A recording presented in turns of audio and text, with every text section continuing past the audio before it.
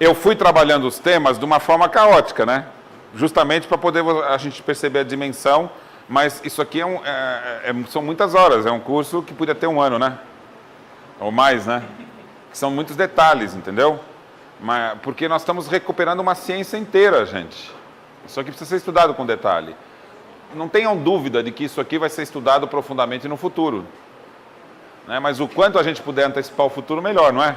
Esse aqui é o esquema de Mesmer com relação à cura. Então, se você quiser fazer o magnetismo como ele, na realidade, foi proposto, lembra que a diferença é parecida com a homeopatia e a alopatia? Em alopatia, você fica acompanhando o paciente? Ou você dá o remédio e ele vai embora? Não é isso? Então, mas cura a pessoa? Alopatia? Veja, a pessoa está com gripe. A alopatia dá o quê? Dá um remédio que faz o quê? Tira a febre, tira a coriza, não é isso? Tá, agora para que serve a coriza? É a defesa natural para que não entre mais vírus no seu organismo. Para que serve a febre? A febre serve para aumentar a temperatura e fica numa temperatura que não é adequada para o vírus. O vírus, ele se multiplica em 36,5, que é quando ele está no organismo. Quando ele provoca febre no organismo, sai da temperatura adequada para o vírus, então ele se multiplica menos. E o sistema imunológico se multiplica mais. Então, é favorável ou desfavorável? Favorável. Terceiro, dor no corpo. Para que serve a dor no corpo? É causada pelo vírus a dor no corpo? Não. Quem que causa a dor no corpo? O sistema de defesa do organismo. Para quê? Para que você não se mexa. E a energia entre para recuperar a saúde, a energia do seu corpo, e não para ficar andando e se mexendo. É para provocar o repouso. O corpo está pedindo repouso. Porque você não tem energia para tudo. Você tem energia para determinadas atividades. Se a atividade for física, diminui a atividade da recuperação da doença. Então, os sintomas são bons ou ruins? São bons. Então, o que o Mesmer percebeu? O Hahnemann também. O Hahnemann não percebeu que o verdadeiro remédio é aquele que acentua os sintomas no sentido da cura? Então, quando você está com gripe e você toma um remédio homeopático, o que acontece com os sintomas? Se ampliam. Até chegar no momento crítico e depois abaixa, não é isso? Aí curou. O Mesmer descobriu exatamente a mesma coisa, independente do Hahnemann. Então veja, para Mesmer, você está saudável. Aí não começam a aparecer os sintomas se agravam, chega num momento crítico, que aí, a partir daí, eles começam a diminuir até voltar à saúde. Então, esse é o ciclo da saúde, voltar à saúde. É a cura natural. É a força do organismo que você percebe por meio dos sintomas. Quando eu faço os passes regulares, e olha, se o indivíduo tem uma doença aguda, o que é a doença aguda? A doença aguda é aquela que se instaura rápido, tem sintomas mais fortes, mas também ela cura rápido. Isso chama-se doença aguda. O que é doença crônica? Ela demora para instaurar e depois demora para sair, não é? Os passes Mesmer aplicava de forma diferente se fosse aguda ou crônica. Se for uma doença aguda, você precisa de passes mais curtos, com uma frequência maior. Se for uma doença crônica, são passes mais longos, com uma frequência mais espaçada. Não tem uma lógica nisso? É uma lógica semelhante à dosagem da homeopatia. Tá certo? Estão entendendo? Por que vocês estão me fazendo essa cara estranha aí de vocês agora? Oi? Tem semelhança. Agora, o que é o tratamento pelo magnetismo? As doenças, a crise se antecipa. Então, em vez da crise acontecer nesse momento, ela acontece aqui. Então, a finalidade do tratamento homeopático é antecipar a crise. Então, há um acirramento dos sintomas e a curva da cura corre antes. Então, você cura antes. Isso aqui é gráfico do próprio Mesmer. É ele que fez com as mãos dele. Então o que ele está dizendo aqui? Que você nasce e vai até a morte. Esse aqui é o estado da morte natural. Quando você tem uma doença, essa primeira doença aqui, ó, ela foi se agravando e teve a curva para curar? Não, então o indivíduo morreu. A morte é quando o processo da cura não consegue se reverter. Então aí ocorre a morte. Aqui ele está propondo doenças que elas retornaram, ó. Aqui o indivíduo morreu também, entendeu? Então aqui ele está mostrando que é inevitável a falência do organismo na morte. Mas, não é isso? Não é inevitável? Eu não queria chocar vocês, não sei se... Desculpa. Mas o senhor sabia que o senhor vai morrer, não? Desculpa chocar assim, né? Você vai morrer. Eu fui... Não falando assim, né? Vai morrer um dia. Então, vai morrer um dia significa o quê? Que todo organismo tem um momento de falência, né? Agora, a gente luta durante a vida para manter o equilíbrio. E para que esse equilíbrio se mantenha, nós temos um esforço do próprio organismo. Ele tem uma força para manter a estabilidade. Por exemplo, a gente pode ter um tumor, não pode? Que é o câncer, não pode? Mas, vocês sabiam que todo mundo aqui já teve tumor? Ih, esse me olhou com uma cara agora. Eu falei que morreu, né? Morreu eu já tinha falado, eu preparei antes, né? Agora do tumor você não sabia, né? Todos nós temos pequenos tumores que o corpo combate. Então, na verdade, o câncer é o desenvolvimento de um tumor que não conseguiu ser contido. Nunca tinham pensado nisso? Entendeu? O organismo luta o tempo todo contra pequenos tumores que vão surgindo e vão sumindo porque o organismo combate. Mas não é bem extremos. É assim, a alopatia não segue a natureza. Existe, que é o seguinte... Não, a alopatia, em verdade, não cura. Não cura. Ela tira os sintomas, e muitas vezes tira um sintoma que não era para ser tirado, entendeu? Ela combate sintomas, é um equívoco. A alopatia, ela tem que ser utilizada para reverter momentos críticos, que o corpo já não tem condições. Então, seriam operações isso. No futuro vai ser isso. A alopatia tem uma sua função em momentos críticos, que o corpo já não tem força para se recuperar. Mas a verdadeira cura é você restabelecer a saúde pelo esforço do próprio organismo.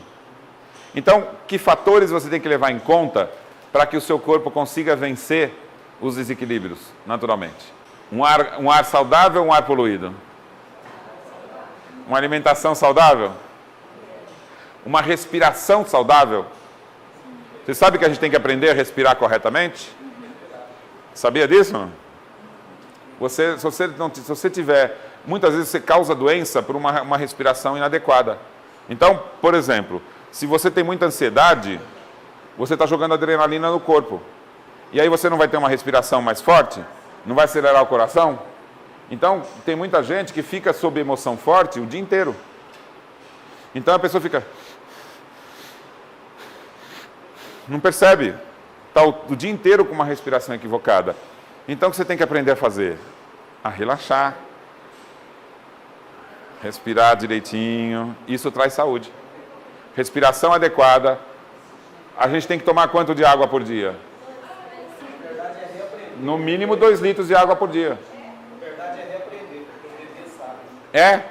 Então a gente tem que aprender a respirar corretamente, ter uma alimentação saudável, porque cada uma dessas coisas que a gente não faz saudável agride o organismo. Então, se ele está lutando para manter o equilíbrio, para você ter um período de vida que a gente não sabe qual é, vamos dizer que seja 80 anos. Ele não tem que ir recuperando o equilíbrio em qualquer problema durante os 80 anos? Então, você tem que facilitar isso, tendo menos agravantes. Então, controle sobre a emoção, controle sobre a respiração, controle sobre a alimentação. Como é que a gente faz isso? Não é por meio do controle do seu comportamento?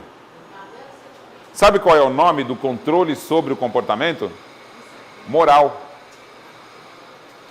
A moral é o controle sobre os atos. Moral não é obedecer a Deus, senão você vai ser castigado. Isso é a falsa moral. A moral é o controle sobre a vontade. E isso a gente tem que desenvolver. Você não aprende a desenvolver inteligência? Você está na escola? Que ano que você está? Quantos anos você tem? 11 anos? Não. E você está aprendendo a descobrir as coisas ou tem professor contando para você como as coisas são? Os professores que ficam te contando, não é? Então, você sabe qual que é a escola certa? A criança tinha que ela descobrir as coisas. E não alguém contar para ela. E aí ela vai estar desenvolvendo o quê? A capacidade racional, não é? Agora, já na escola já conversaram para você o que é egoísmo? Orgulho, egoísmo. Que aula que você teve sobre isso? Você não está me enganando, não? É normal falar sobre isso na escola? Não. Fala-se sobre a vontade, o controle da vontade? Não. Ou seja, a gente não ensina moral na escola. Ensinar moral não é ensinar regras de comportamento. É ensinar que você controla a sua vontade e seus hábitos.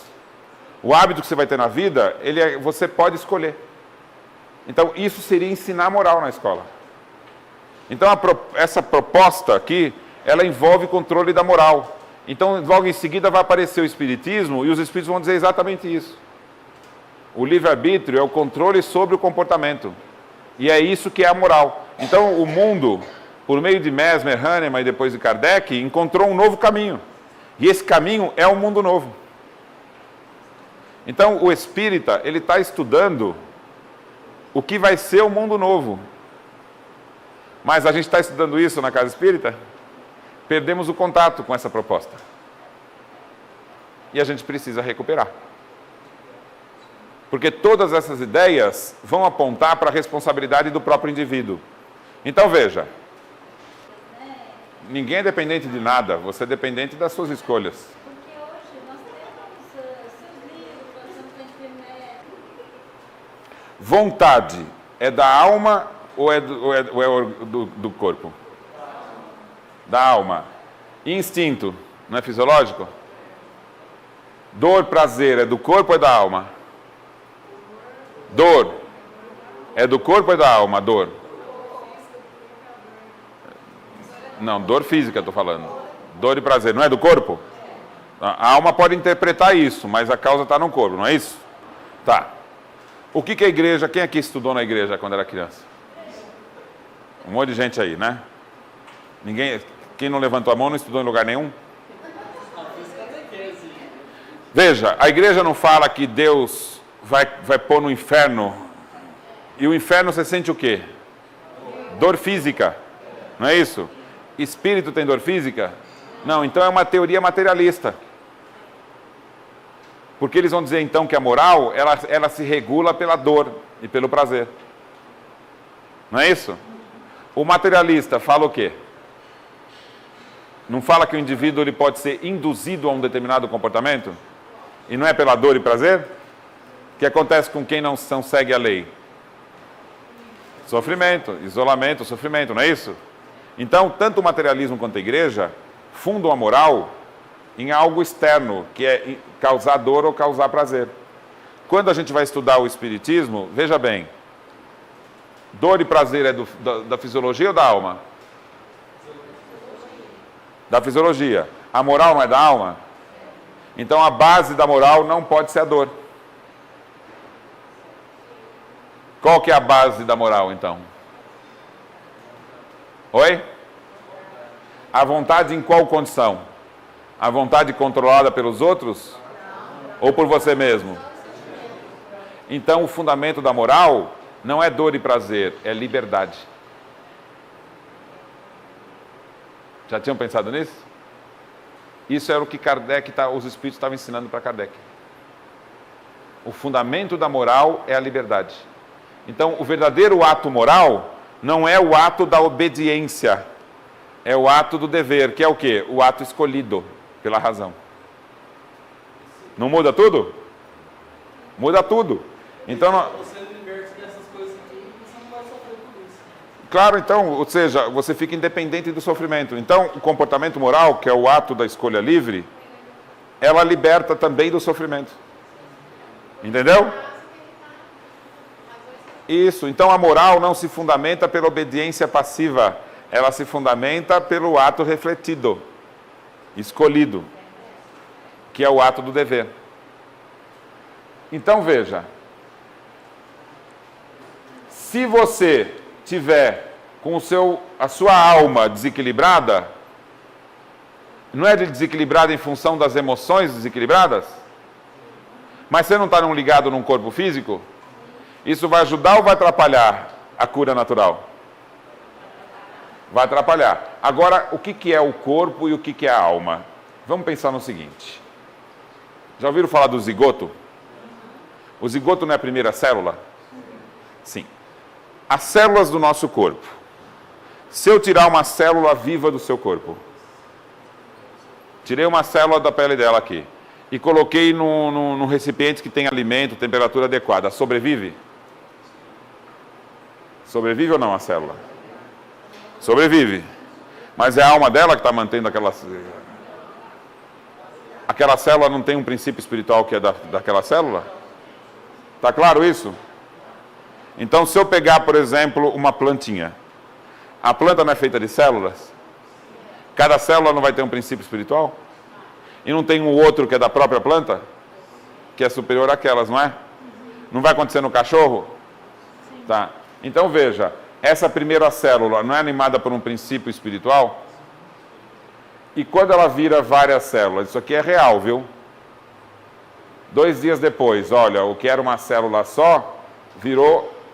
Quantas tem aqui? 2, 4, 8. É que não dá para ver todas. Cada uma dessas célulazinhas aqui não é um princípio espiritual nelas? Então, isso aqui como você começou, não foi?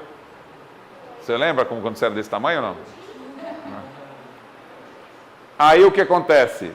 Aí já teve uma modificação maior aqui. Mas cada um não é uma célula independente? No corpo tem alguma coisa além de células? Não, pode ter líquido, né? Mas são células. Então veja, a formação do embrião não é a multiplicação de cada uma dessas células? Cada grupo celular tem... Ó, isso aqui é a formação de um rato. E esse aqui é de um ser humano. Então veja, quando surgiu o primeiro zigoto, lembra a primeira célula?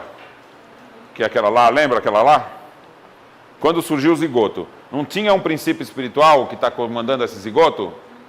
Que não é o seu espírito, concorda? Tá certo? Estão entendendo? Estão entendendo, gente? Então vem cá, acompanha isso aqui primeiro, ó. Olha lá, o zigoto não tem um princípio espiritual? Então o seu perispírito está ligado aonde? Na célula física ou no perispírito do zigoto? Percebeu isso? Quando multiplicou, você não está se ligando, cada um deles não é um princípio espiritual? Então a sua ligação com o corpo é no mundo espiritual ou no mundo físico? No mundo espiritual. Então, veja só, agora quando você está encarnado, você tem uma ligação, quem mantém vivo o corpo não são os serizinhos que são os princípios espirituais de cada célula? E você não está ligado a cada um deles? Se ele, vamos fazer o fenômeno aqui de novo, coloquei ela no estado sonambúlico, vai lá, vem cá você de novo. Coloquei ela no estado sonambúlico, não coloquei? O corpo está vivo, não está? Dormiu. Ela saiu do corpo, saiu daqui, ó, está aqui o corpo. Pode ficar mais longe, vem mais para longe ainda aqui. Tá, como é que o corpo está vivo se ela está longe? Está ligada pelo quê? O quê? E o que é o cordão fluídico? É. O cordão fluídico é cada um dos fiozinhos que liga a cada uma das células. Se você tem 1 trilhão de células, o cordão fluídico ele tem 1 trilhão de fios. Aí ela pode ir à distância que for, porque quem está mantendo vivo o corpo são os princípios espirituais do corpo. Deu para entender? Captou? Então veja, quando eu faço um passe e vem um espírito superior e ajuda, a gente não vai ajudar a reequilibrar a parte do mundo espiritual? Não é isso? Agora, a gente atua nas células? Quem que atua nas células? Não é o próprio indivíduo? Então a gente consegue soerguer a alma, não é? Mas não é ela que vai magnetizar as próprias células? Então nunca um outro espírito tem ação sobre o corpo, só você. Então quem pode ajudar você na cura? Não é só você? Então, e não é você que se cura? Então não depende isso da vontade? A vontade não é o instrumento da moral? Falamos agora? Então quando Jesus chegava para a pessoa para curar, ele chegava para curar. O que ele perguntava? Você quer se curar? Ou seja, você vai usar a vontade como instrumento? É essa a teoria. E quando curava, que ele dizia? Você se curou, porque ele só induziu, quem curou foi a própria pessoa. Então, o magnetismo é a recuperação da proposta da cura que Jesus já ensinava. Só que isso é uma fantasia, né? Porque a célula está numa evolução que não escuta o que a gente fala, né? A gente pode falar isso de uma forma figurada, mas não real, né? Deus, ele não age diretamente na matéria. Deus criou as leis. Todos nós é que fazemos da matéria um reflexo da vontade dele. E você tem que ser diferente de mim. Porque o nosso maior valor é a diversidade. Porque o que você compreende da verdade é uma parte que não é a mesma que eu. Então, diante de Deus, a gente não se completa? Então, você é tão importante que o universo só é completo quando você está presente nele. Porque você, junto a todo o resto, é que reflete a Deus. Então você é fundamental para a criação. Porque sem você o universo não está completo. Bonito ou não? Não é? Esse é o fundamento da moral espírita. É com esse... Você não se sentiu bem agora? Você se sentiu bem, fortalecida? Então, se você quer ajudar alguém, você tem que usar essa força. Quando você chegar perto de um espírito, num trabalho de desobsessão, quando você chegar em alguém que você vai dar um passe, quando alguém te pedir uma ajuda, você tem que olhar para aquela pessoa e você, com toda a certeza do universo, você tem que olhar para ela e falar: você é a pessoa mais importante. Sem você, o universo não é completo. Por isso que eu quero te ajudar. Só que para que eu consiga te ajudar, você tem que querer. A sua vontade é o instrumento de fazer com que você seja um valor único no universo. Sem a vontade, você é passivo, você não é nada. Então, você precisa querer. Entendeu?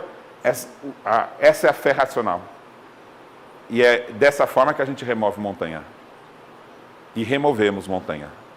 A dor mais forte, ela se dissolve diante dessa crença absoluta. E essa crença é contagiosa. Porque eu falei isso com toda a verdade, sabia? E não mexeu com vocês? Sim. Não mexeu aí com cada um? Sim. Então, esse mexer, isso é a vivência da fé racional.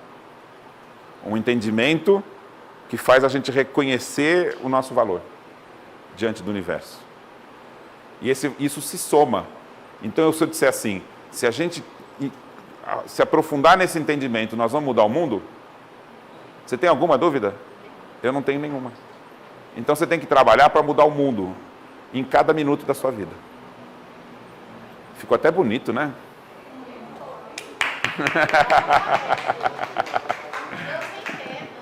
Então veja aqui. Mecanismo da mediunidade, Chico Xavier. Examinando sumariamente as forças corpusculares de que se constituem todas as correntes atômicas do plano físico, podemos compreender sem dificuldade, no pensamento ou radiação mental, a substância de todos os fenômenos do espírito, a se expressar por ondas de múltiplas frequências. Valendo-nos da ideia imperfeita, podemos compará-lo de início à onda hertziana, tomando o cérebro como sendo aparelho emissor e receptor ao mesmo tempo. Então, o que ele está querendo dizer aqui? Que o pensamento, ele respeita as características da matéria do mundo espiritual. Então, o que o André Luiz vai fazer aqui é simplesmente desenvolver o que Kardec escreveu na Gênese, que o fenômeno da cura é um fenômeno causado pelas fluidos perispirituais. Não por um suposto fluido vital que não existe. Então ele vai seguir o fenômeno das ondas. Vamos continuar. Reconhecemos que toda criatura dispõe de oscilações mentais próprias, pelas quais entra em combinação espontânea com a onda de outras criaturas, desencarnadas e encarnadas, que lhe afinem com as inclinações e desejos, atitudes e obras, no quimismo inelutável do pensamento. Ou seja, aquele fenômeno que eu contei aqui, por meio do passe, nós não afinamos as ondas, então nós entramos na mesma frequência, criamos o quê? Uma sintonia. E é por meio da sintonia que o magnetizador consegue transmitir o pensamento para o sonâmbulo, entendeu? Quando vem um espírito comunicante, não é a mesma coisa? Ele entra em sintonia e consegue fazer com que o pensamento seja o mesmo, nela e no outro. Então vem cá, vem você aqui de novo, por favor. Então vem cá, ó. Você vai fazer um espírito bom e você vai fazer um espírito sofredor, tá bom? Mas você tá com uma cara tão boa para fazer. Tá sofrendo, hein? Dá uma Dá uma disfarçada aí no Se a senhora consegue fazer uma cara mais de sofrimento? Depois de Gente, rir. esses atores aqui são horrorosos. Depois de rir, não tem jeito. Hein? Faz uma cara de triste aí. Deixa eu. O senhor faz uma cara de triste, vem cá. O senhor foi reprovado como espírito bom. É que eu tô com fome, não sei. Então vem cá. Tô comendo pipoca. Fica o senhor de costas para lá, Eu, de costas? olhando para cá. Olha para cá, olha para mim. Isso, pronto. Faz uma cara de sofrimento para eu ver aí. Tá razoável, né, gente? Não vai ganhar nenhum Oscar, não, né? Bom, e a senhora faz uma cara de alegre aí. Tô muito feliz. Então pronto. Ó, então vamos ver aqui. Ela é a médium. Aí, ela vai sintonizar com ele. Tá certo? Para poder dar comunicação. Tá? Então sintoniza com ele. Né? O que você está sentindo? Tristeza, medo, não é isso? Não é? Tristeza, medo. Agora, que tristeza e medo que ela está sentindo?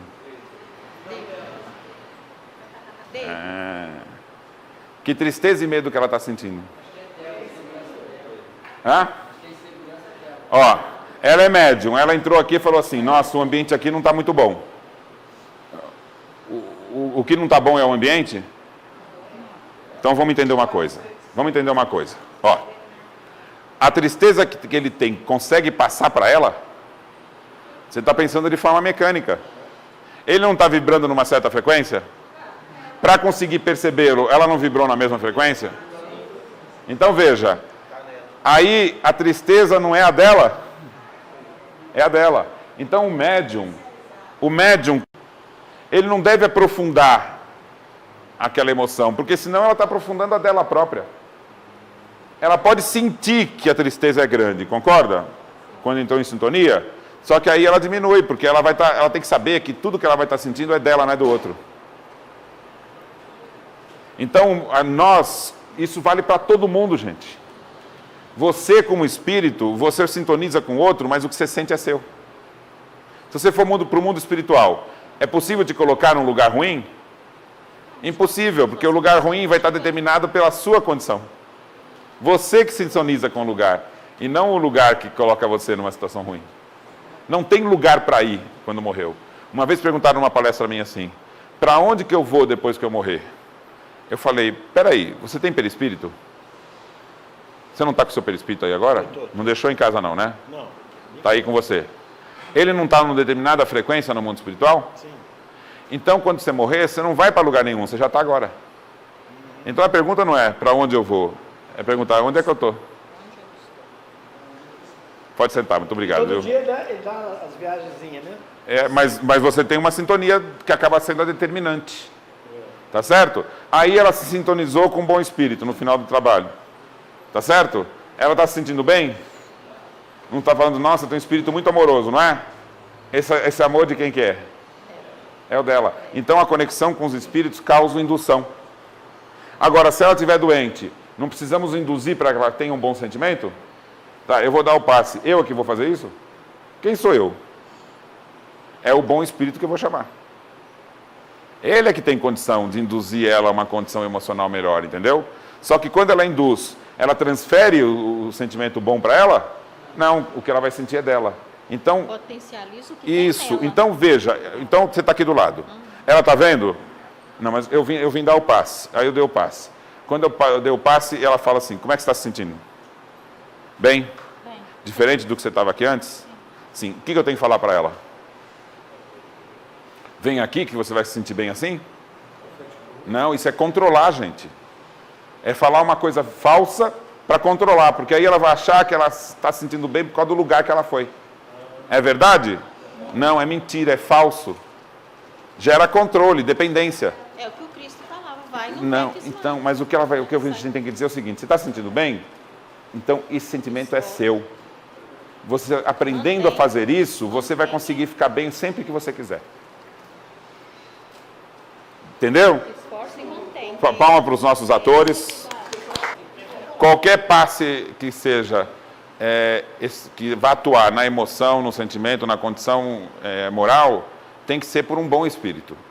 E um passe físico de um outro indivíduo só tem necessidade se a pessoa está doente. Se a pessoa não está doente, não tem necessidade do passe magnético. É o espírito que a gente vai chamar, não importa o que seja. Se a mãe está com um filho doente em casa, eles chamam um bom espírito. Bons espíritos, espíritos familiares, me ajudem aqui. A gente não precisa do médium para o passe espiritual. O passe espiritual pode ser dado diretamente pelo espírito no indivíduo, que é inclusive o mais comum. Não, no outro caso era um médium atuando num trabalho espiritual, entendeu? Eu fiz em seguida, mas são duas coisas diferentes. Porque quando ela recebeu o espírito e o outro, aquilo era uma pessoa saudável, num trabalho mediúnico, uma médium. Aí eu contei fiz uma outra situação, que era um doente. O bom espírito induziu. Por exemplo, a gente foi levando aqui o entendimento, e em um certo momento nós falamos algumas coisas, né? Com relação à importância de cada um, que nós nos induzimos a um sentimento melhor. Você percebe? Então isso aconteceu por causa da nossa vontade. A gente se concentrou, se interessou, tem bons espíritos aqui. Então essa sintonia toda, e esse é o fenômeno. Isso, você tem que falar. Então, e você não tem que falar isso quando quer ajudar a curar alguém? E depois que curou, você não tem que falar? Lembra que eu falei que você é uma pessoa que tem uma força e um poder? Você não está se sentindo bem? Você está se sentindo bem pelo seu poder. Gente, é isso que vai mudar o mundo, o entendimento. Porque se eu falo que ela está melhor, então você precisa do meu passe, só que o meu passe é bom, eu estou enganando ela e a mim mesmo. Então nós estamos, gente, entre dois momentos.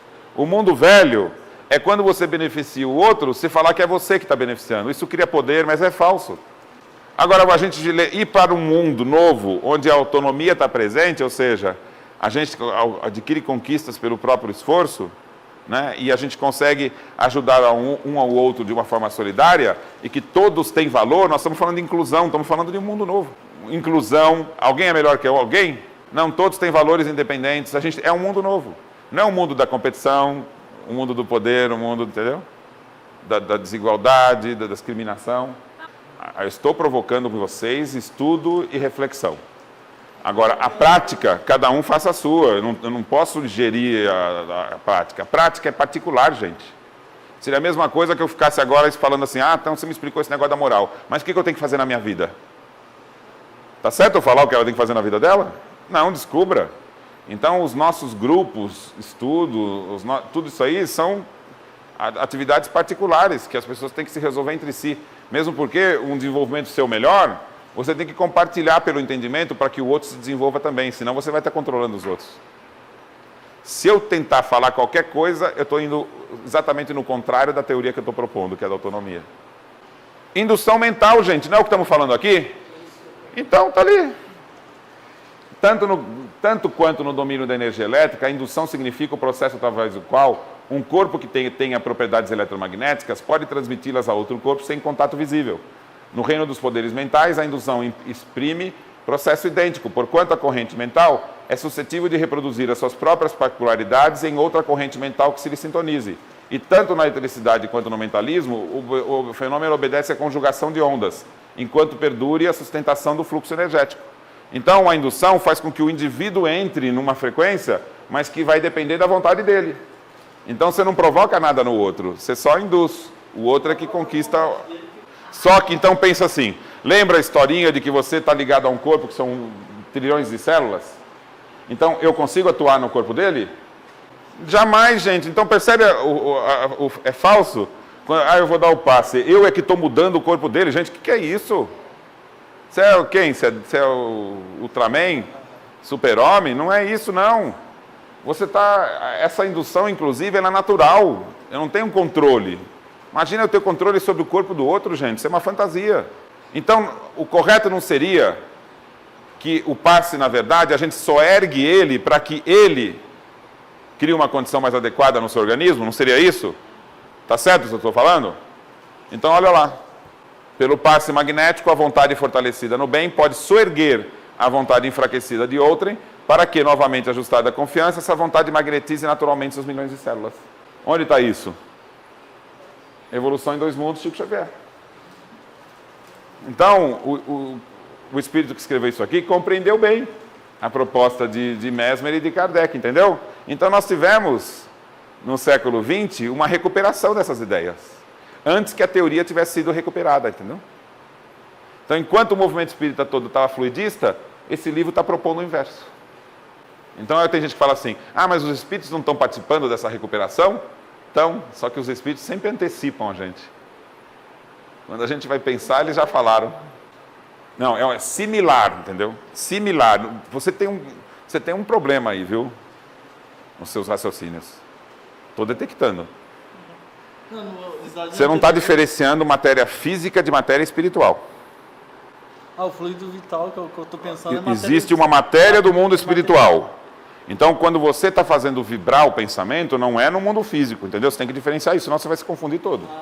Tá? Eu leio pensamentos, viu? Então eu estava lendo os seus, eu vi que você estava se confundindo. Porque eu estou lá. Exato, mas esquece esse assunto. Porque fluido vital era uma hipótese que surgiu na época de Kardec da fisiologia, que haveria uma substância física responsável pelo fenômeno da vida.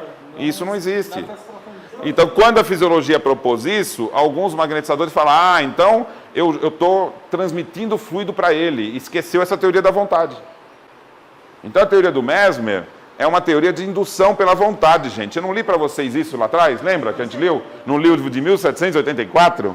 E agora a gente está lendo no livro de... a mesma ideia no livro do psicografado pelo Chico, gente. E também lemos em Kardec, ou seja, percebem que os espíritos têm uma ideia que permanece.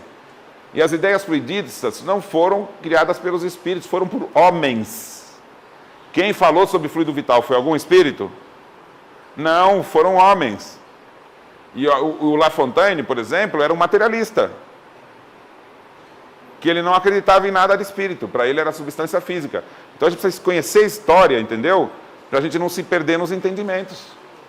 Nada a ver, nada a ver. A ideia do magnetismo são o pensamento se transmite por meio de ondas e o espiritismo explica numa matéria do mundo espiritual, que não é a mesma matéria do mundo físico. Então a ação do indivíduo sobre o outro se dá no mundo espiritual, não no físico. Como é que se confirma isso? Gênese, que Kardec vai falar, a cura pela imposição das mãos se dá por meio do fluido perispiritual.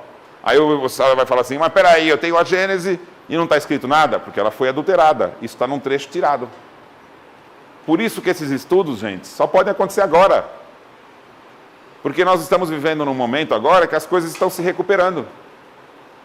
E o que a gente fala não é mais palpite, agora é verdade, porque a gente tem os documentos para demonstrar isso. O fluido vital não existe.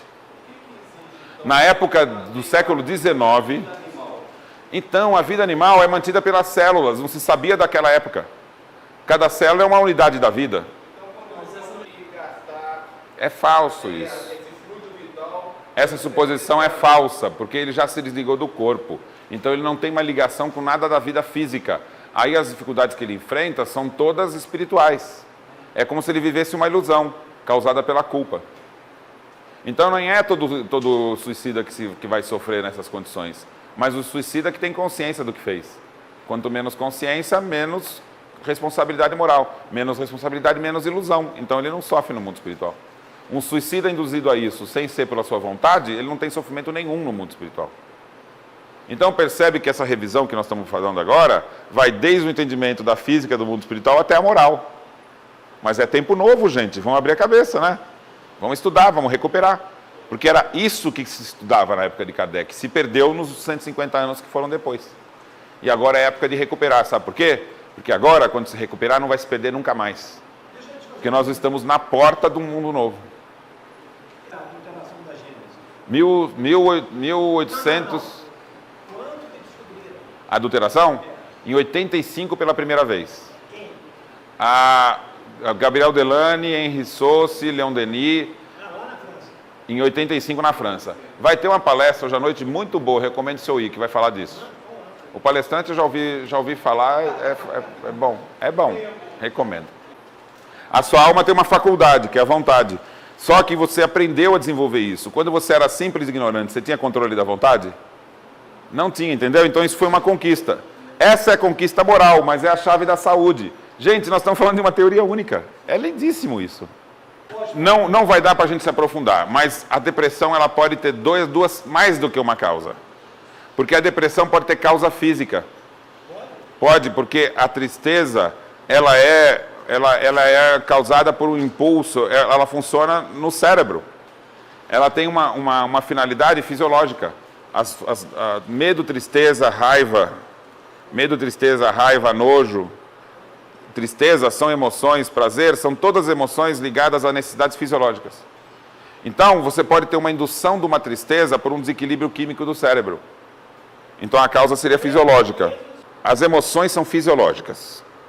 Então, elas podem ser induzidas quimicamente. Causa moral é outra coisa, vamos falar do fato. Agora, a gente não tem condicionamento?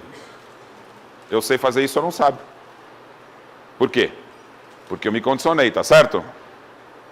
Vocês estão me olhando com cara de espanto aí. Faz isso aqui, ó. Você não sabe, você tem muita evolução para fazer. Ó, eu faço quanto eu quero, ó. Devagar, rápido, o que eu quiser, ó. Então veja, eu não condicionei o movimento, a gente condiciona a emoção. Então você induz a tristeza todo dia, você condiciona o cérebro à tristeza. Então você pode, por meio do condicionamento, criar uma depressão. E ela se torna química quando você induziu o corpo àquela emoção. Existem questões ligadas ao controle químico, entendeu? A complexidade do ser humano é grande, gente. Então, tem coisas que são relacionadas à alma, tem coisas relacionadas ao físico, que no futuro a gente vai aprender a lidar com tudo. Então, tem o seu valor. A ação química no organismo tem o seu valor. O que não se pode pensar que é o único valor, que é o problema do materialismo. Então, veja, vamos avançar um pouco. Aqui continua, evolução em dois mundos. Olha lá, presta atenção, gente. Olha lá. Ô, Paulo, olha lá. Pelo passe magnético, no entanto, notadamente naquele que se baseia no divino manancial da prece, por quê? Prece não é buscar sintonia com o espírito superior? Então tá aí. A vontade fortalecida no bem pode soerguer a vontade enfraquecida de outrem, para que esta vontade, novamente ajustada à confiança, magnetize naturalmente os milhões de agentes microscópicos a seu serviço, a fim de que o estado orgânico, nessa ou naquela contingência, se recomponha para o equilíbrio indispensável. Então, o que é isso? O passe. Você está ajudando o indivíduo a se erguer para que ele induza o universo de células que é o seu corpo. Ao toque do passe, com a supervisão dos benfeitores desencarnados, por quê? Porque o equilíbrio do passe, no que tange a soerguer a alma, é complexo. Porque existe uma indução dos estados emocionais da alma, percebe? Quem está dando passe consegue fazer isso? Não, então o pressuposto primeiro aqui é, o indivíduo está doente, se não está, o passe não funciona. Está doente, a minha presença é importante para fazer uma indução do ponto de vista fisiológico, enquanto os espíritos fazem a indução do ponto de vista do perispírito. Ao toque do passe, com a supervisação dos benfeitores desencarnados, o próprio, lê de novo, gente, aqui, o próprio enfermo emite ondas mentais características, assimilando os recursos que recebe, retendo-os na própria constituição, através de várias funções do sangue. Então, as células que ele primeiro impressiona no processo da cura são do sangue. Recorrendo, isso aqui o Mesmer tinha falado já, sabia?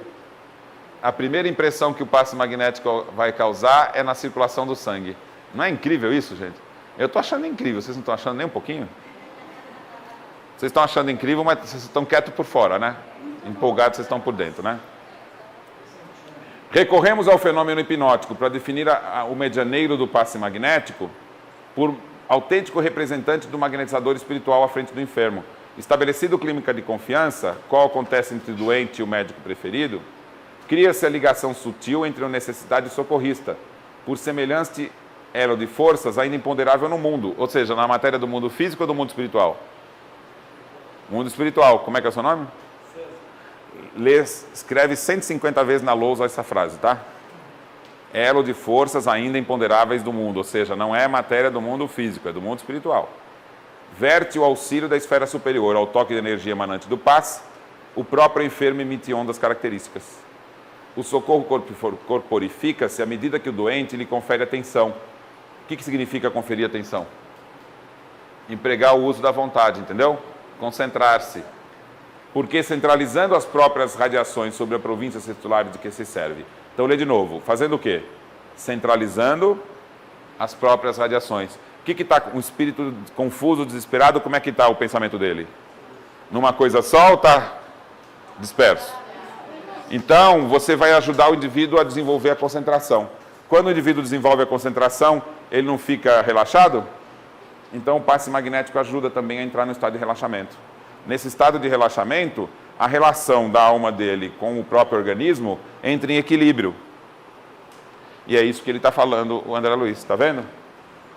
Porque centralizando as próprias... Vocês estão entendendo o que eu estou falando? Centralizando as próprias radiações sobre as profíncias celulares de que se serve, os trilhões de células do seu corpo, lhes regula os movimentos e corrige a atividade, mantendo-lhes as manifestações dentro da norma desejável. E estabelecida a recomposição, volve a harmonia orgânica possível, assegurando à mente o necessário governo do veículo em que se amolda. Esse é o processo da cura, gente. É claro que aqui tem uma figura, porque você não faz consciente isso, faz? Então são processos inconscientes de reconduzir o seu organismo à cura. É inconsciente, porque aqui não faz aquele negócio com a mão. Ó, se ela faz isso e eu digo, fundiu, tá fundido os dedos? Não, por que ela não consegue soltar? Porque a ordem está vindo do inconsciente, que é mais forte que o consciente. Agora, como é que eu fiz para dar essa ordem para o inconsciente? Eu não falei manso, vocês perceberam que eu fiz isso? 10. Vocês estão calmos. Porque eu estou falando de tal forma que eu converso com o seu inconsciente. Então eu falo mais baixo, eu falo calmo. Eu estou sentindo o estado de calma que eu quero que você entre.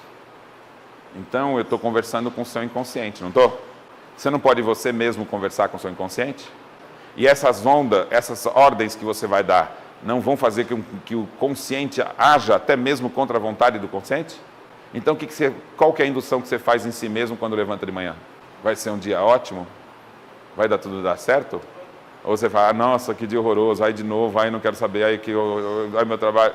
Que indução que você faz quando vai dormir? Eu vou ter uma noite de refazimento, tudo vai dar certo quando eu acordar. Não é a ordem consciente? Ou você fala, não aguento mais, ainda bem que... não... Tudo o que você está falando para você mesmo é indução. E o incrível é que essa indução é ao inconsciente. Você não vai ser consciente quando você obedecer. E o inconsciente pode induzir doenças. Mas é por isso que nós estamos num momento novo, é um momento de ciência em que a gente tem explicações racionais, entendeu? Por isso que o mundo vai mudar. Porque agora não é mais técnica, não é mais iniciação, agora é compreensão, gente. E acessível a todos, não é? Quando a pessoa consegue fazer uma cura pelo placebo, não quer dizer que o homeopático não funciona. Quer dizer que você está trabalhando com dois fatores diferentes. A indução homeopática e a força da vontade. Não, aí você está indo para um limite. Mas o indivíduo que está no estado terminal e ele tem consciência, ele está muito pronto para querer voltar. Porque ele já viu que já não deu mais nada certo. O Espiritismo, ele está dando oportunidade de você conhecer essas leis aqui, gente. Quantos têm essa oportunidade? Tudo que nós estamos conversando agora, você vai saber no mundo espiritual, com facilidade. O diferente é saber aqui. Porque aqui você consegue tomar providências diferentes do que as que você vai ter no mundo espiritual. Aqui você pode fazer mudanças efetivas, que podem ser grandes auxiliares no seu desenvolvimento no progresso e também para mudar o mundo. Então o Espiritismo é uma alavanca que a gente não consegue imaginar a capacidade. Ao influxo dos passes recebidos, as oscilações mentais do enfermo se condensam na direção do trabalho restaurativo, percebe? A concentração da vontade no ato de recuperação, passando a sugeri-lo às entidades celulares do veículo em que se expressam. E os milhões de corpúsculos do organismo fisiopsicossomático. Agora, por que ele escreveu essa palavra aqui, ó? Porque cada uma das células são seres que têm a parte espiritual, perispiritual e física. Entendeu? Então aqui ele está falando de uma ligação do seu perispírito com o perispírito das células. Tendem a obedecer instintivamente às ordens recebidas. Então percebe, está usando a vontade as células? Não, elas estão agindo instintivamente. A célula não é um ser com vontade como nós. É um princípio espiritual ainda instintivo. Então a notícia é a seguinte: quando você se concentra e induz as células à reorganização, elas obedecem. Entendeu?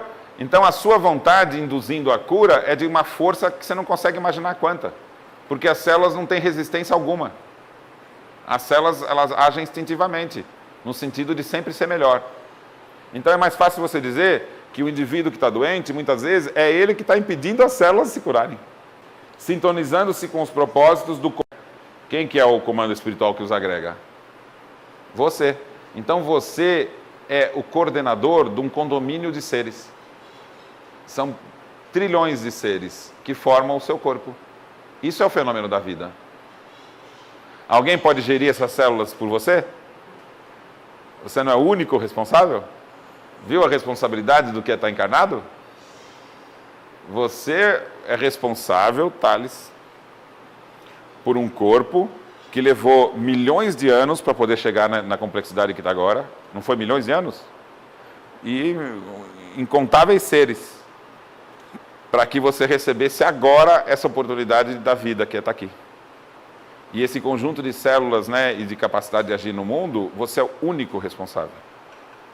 E o que milhões, bilhões de espíritos não podem fazer e você pode? Vou te dar um exemplo. Se o Paulo aqui do seu lado tiver com sede, esses bilhões de espíritos conseguem resolver o problema dele? Não consegue. E você consegue? Você não pode pegar um copo d'água e dar para ele?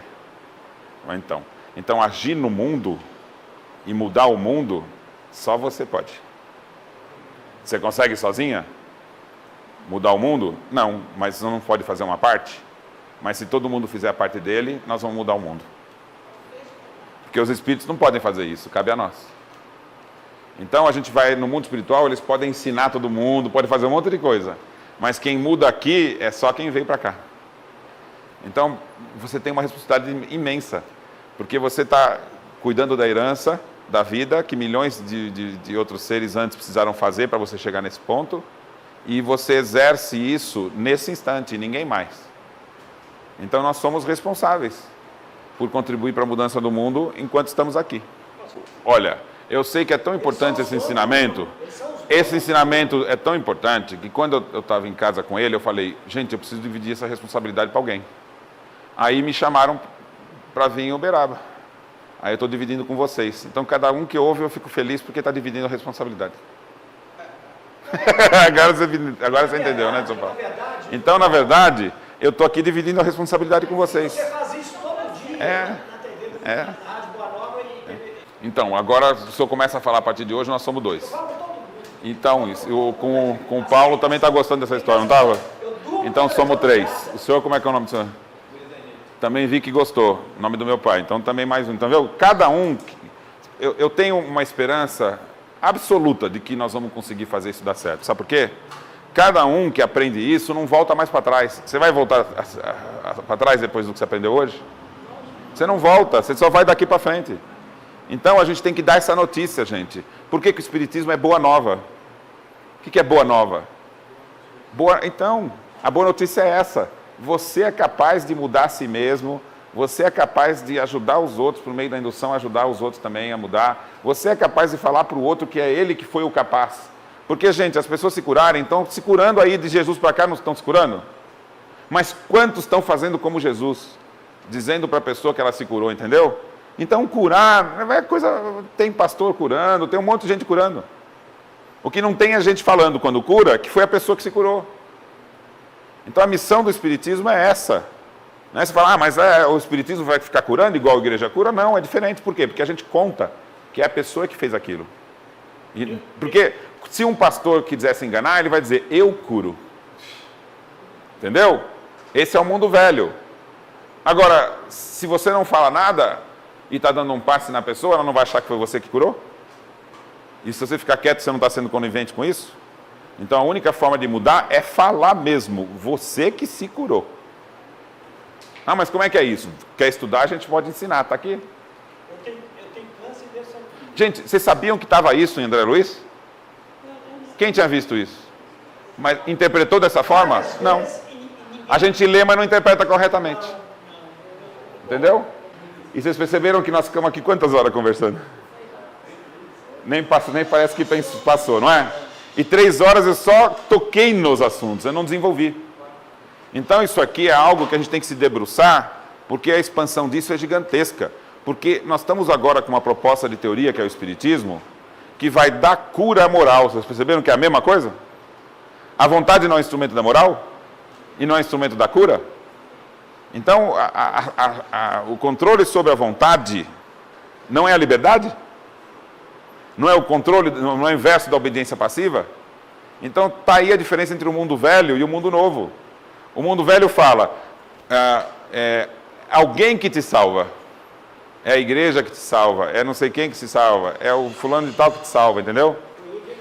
Então, veja, a revolução que o Espiritismo causa, e Kardec compreendeu com profundidade, é promover uma inversão que nem sempre a gente está acordado para enxergar. E eu vou mostrar para vocês. O que é que se falava sobre salvação na época de Kardec?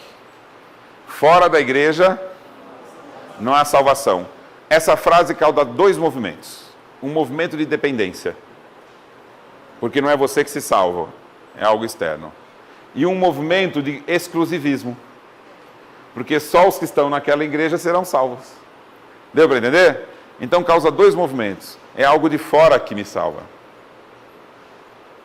E a ação do salvar-se não depende de mim, então eu tenho que obedecer passivamente. Então causa em você inércia e dependência. Quando Kardec é iluminado pelo ensinamento dos Espíritos, então quando ele vai tratar de salvação, essa palavra não é igrejeira, porque ela ganha novos contornos. Fora da caridade na salvação. O que significa isso? Está ao alcance de quem a caridade? De todos. Então é inclusivo. Então ele está dizendo, a salvação se estende a todos. E caridade é um ato de obediência ou é um ato de vontade? É um ato de vontade. A vontade passiva ou a vontade livre? Livre. Então, você age por caridade quando você age pela mais profunda e bem compreendida liberdade. Eu faço porque eu acho que é correto. Alguém pode ir contra essa vontade? Não pode. E em qual momento na sua vida você pode exercer um ato de caridade? Em todos eles. Basta agir com liberdade. Então não é um ato de rebeldia, é um ato de determinação. Caridade, por ser liberdade, não é um ato de rebeldia, é um ato de determinação. E o que nós precisamos para mudar o mundo são pessoas convictas do que acreditam.